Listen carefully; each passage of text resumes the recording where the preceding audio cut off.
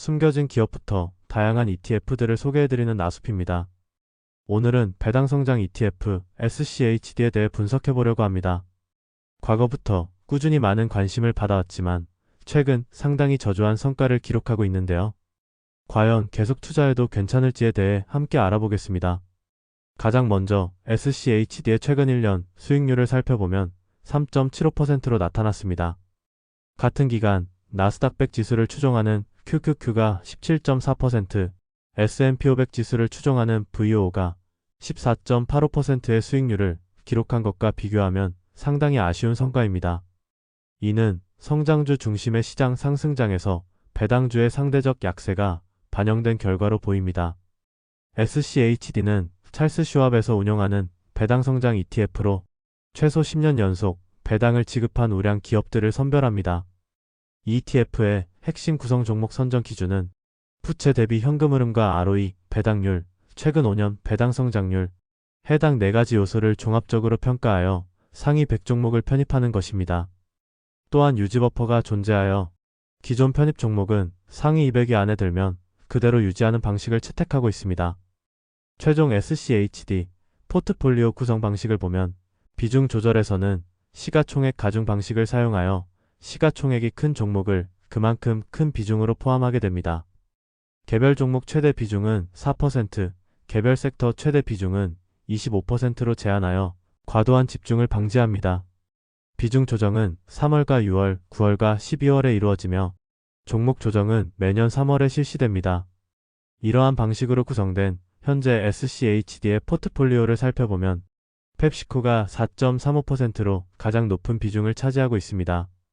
이어서 알트리아, 에브비와 쉐브론, 코노코필립스 등이 상위 종목으로 포함되어 있으며 대부분 4% 내외의 균등한 비중으로 분산되어 있습니다. 이러한 구성은 특정 종목에 대한 집중 리스크를 최소화하면서도 안정적인 배당 수익을 추구하는 전략을 보여줍니다. SCHD 포트폴리오의 종목별 최근 1년 주가 수익률을 분석해보면 상당한 편차를 보이고 있습니다. 알트리아가 40.63%로 가장 높은 수익률을 기록했고 에브비와 쉐브론 등도 각각 10% 이상의 양호한 성과를 보였습니다. 반면 펩시코는 11.87%로 마이너스 수익률을 기록했고 코노코필립스와 머크도 꽤나 부진한 모습을 보였습니다. 이는 구성 종목의 성과 차이가 크다는 것을 의미합니다. 이러한 흐름이 나타나고 있어 SCHD는 연 3.5% 수준의 배당을 제외한 주가 수익률은 거의 부합 수준에 머무르고 있습니다. 반대로 S&P 500 상위 10종목의 최근 1년 주가 수익률을 확인해보면 브로드컴이 76.68%로 엄청난 수익률을 보였고 엔비디아와 메타, 테슬라와 JP모건 등도 30% 이상의 높은 수익률을 기록했습니다. 애플의 경우 마이너스 0.2%로 소폭 하락했지만 전반적으로 성장주들이 SCHD 구성 종목들보다 훨씬 우수한 성과를 보여주었습니다. 최근 1년 주가 수익률이 가장 높았던 브로드컴은 2024년 3월 SCHD에서 편출된 이력이 있습니다. 당시 브로드컴의 주가가 급격히 상승하면서 배당률이 빠르게 하락했고 이로 인해 SCHD 구성 종목 기준 중 하나인 배당률 점수가 크게 하락하여 편출되었습니다. 그런데 편출 이후에도 브로드컴의 주가는 2배 이상 상승하며 매우 강력한 성과를 보여주었습니다. 사실상 SCHD는 성장성이 뛰어난 종목은 지속적으로 편출되는 구조를 가진 것입니다. 포트폴리오 PER 비교를 통해 밸류에이션을 살펴보면 2025년 7월 31일 기준으로 SCHD가 17.05배, VO가 27.6배를 기록하고 있습니다. 이는 SCHD가 상대적으로 저평가된 주식들로 구성되어 있음을 보여주며 밸류에이션 측면에서는 매력적인 수준이라고 평가할 수 있습니다. 다만 낮은 밸류에이션이 항상 좋은 투자 성과를 보장하는 것은 아닙니다.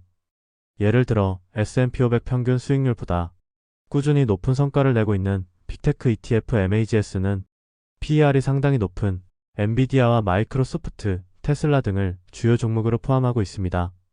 결국 중요한 것은 성장률과 밸류에이션이 함께 고려되는 것인데 슈드는 성장률이 높은 종목이 편출되는 경우가 많아 매년 연간 수익률이 낮게 나타나는 것이라고 생각됩니다. 즉, SCHD 구성 방식은 코퀄리티 배당주에 집중하는 전략이라고 할 수 있는데요. 빅테크 기업들은 주로 배당이 아닌 자사주 매입과 사업 재투자를 진행하기 때문에 SCHD에 들어올 수 없는 구조입니다. 또한 성장률이 가속화되고 주가 상승이 크게 나타난 종목은 배당률 점수가 크게 하락해 편출될 가능성이 높습니다. 물론 대부분의 투자자 분들은 이러한 특성이 이해하시고 있을 겁니다. 그렇다면 우리가 왜 SCHD와 같은 배당주 ETF에 투자하는 걸까요? 1차적으로는 높은 배당률이 있을 것이고 나머지 요소들은 수익률이 낮더라도 뛰어난 하락 방어력, 배당 성장성 등이 있을 것 같습니다. 이때 아쉬운 점은 최근 흐름을 보면 하락 방어력 측면에서도 SCHD가 그리 우수하지 않다는 점이 확인됩니다. 올해 4월 조정장에서 QQQ와 VO가 크게 하락했을 때 SCHD도 비슷한 수준으로 하락했으며 이후 반등 과정에서 사실상 상승하지 못하는 흐름을 보이고 있습니다.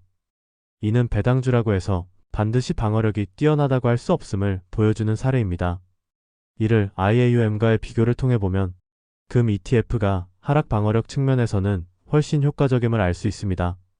IAUM은 32.81%의 높은 수익률을 기록했으며 4월 조정장에서도 상대적으로 안정적인 모습을 보였습니다. 이는 진정한 방어 자산으로서는 금이나 채권 등이 더 적합할 수 있음을 시사합니다. 슈드는 꾸준한 배당을 제공한다는 점에서 메리트가 있겠지만 확실히 최근에는 단점만 부각되고 있다고 생각합니다. 그나마 SCHD의 장점으로는 배당 성장률과 낮은 변동성을 들 수 있습니다. 2019년부터 2024년까지의 배당 성장률 추이를 보면 슈드가 상대적으로 안정적인 배당 성장을 보여주고 있습니다. 2020년 코로나 시기에도 VO의 배당이 소폭 감소했을 때 SCHD는 성장을 이어갔습니다. 특히 평소 변동성도 과거 10년 동안 나스닥 100 지수의 절반 수준이었기 때문에 이러한 특성은 안정적인 현금 흐름을 추구하는 투자자들에게는 여전히 매력적인 요소로 작용할 수 있습니다. 지금까지 SCHD에 대해 자세히 분석해본 결과를 종합해보겠습니다.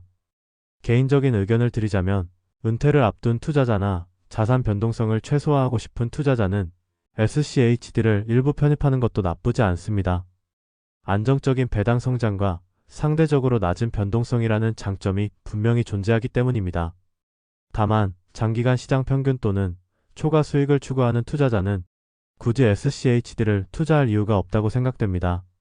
현재와 같은 성장주 중심의 시장에서는 오히려 발목을 잡는 요소가 될 수 있고 시장이 크게 상승하여 조정이 예상된다면 일부 리밸런싱 정도는 고려 가능하지만 그 효과도 금이나 채권에 비하면 제한적일 것으로 보입니다.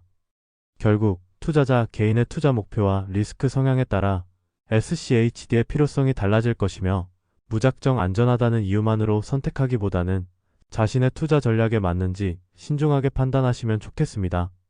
개인적으로 최근 기술주가 급격히 상승하면서 조정 시기에는 다시금 배당주가 주목받고 SCHD ETF가 긍정적인 흐름을 보여줄 것이라고 희망적인 생각을 가지고 있지만 그렇다고 해도 장기 투자 관점에서는 그렇게 큰 메리트가 있다고 보여지지 않는 것 같습니다. 알아본 슈드는 배당 성장과 낮은 변동성이라는 장점이 있지만 최근 시장 흐름에서는 성장주에 비해 확실히 뒤처지고 있습니다. 기존에도 성장주에 뒤처지고 있었지만 올해는 특히 저조한 흐름을 보이고 있는 것 같습니다. SCHD는 결국 투자 목적에 따라 의미가 달라질 수 있는데 안정적인 배당 인컴을 원하는 분들께는 일정 부분 포트폴리오에 담을 만하고 시장 초과 수익을 노리는 분들께는 매력이 크지 않습니다. 만약 변동성 해지를 위해서라면 금 ETF 등이 유리하다고 할 수 있겠습니다. 중요한 것은 안전하다는 이유 하나만으로 선택하기보다는 본인의 전략과 맞는지 꼼꼼히 따져보는 것입니다. 그럼 오늘 영상이 도움이 되셨다면 구독과 좋아요, 알림 설정 한 번씩 부탁드립니다. 여러분은 SCHD를 어떻게 활용하고 계신지 댓글로 의견을 나눠주시면 좋겠습니다. 오늘도 끝까지 시청해주셔서 감사합니다.